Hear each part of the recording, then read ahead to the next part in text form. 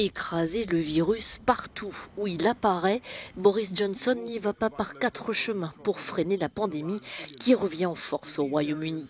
De nouvelles restrictions ciblées qui concernent désormais le quart de la population britannique. Et pour s'y retrouver, le Premier ministre met en place un système d'alerte à 3 niveaux.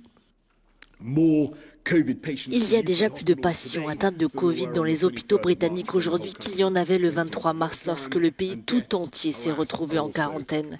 Et les décès, hélas, sont également en augmentation. Ces chiffres clignotent comme des avertissements sur le tableau de bord d'un avion de ligne et nous devons agir maintenant.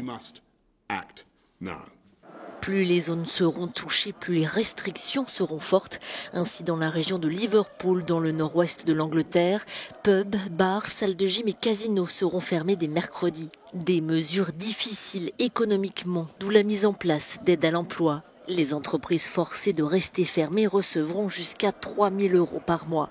Mais pour certaines organisations caritatives, ce sont les communautés les plus pauvres qui souffriront le plus de ces mesures.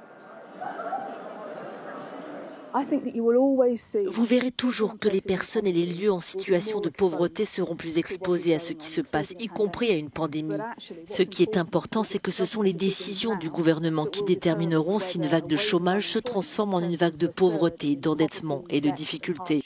Avec près de 43 000 morts sans équivalent en Europe et plus de 600 000 cas positifs, le Royaume-Uni est confronté à une nouvelle vague de contamination qui touche désormais l'ensemble de son territoire.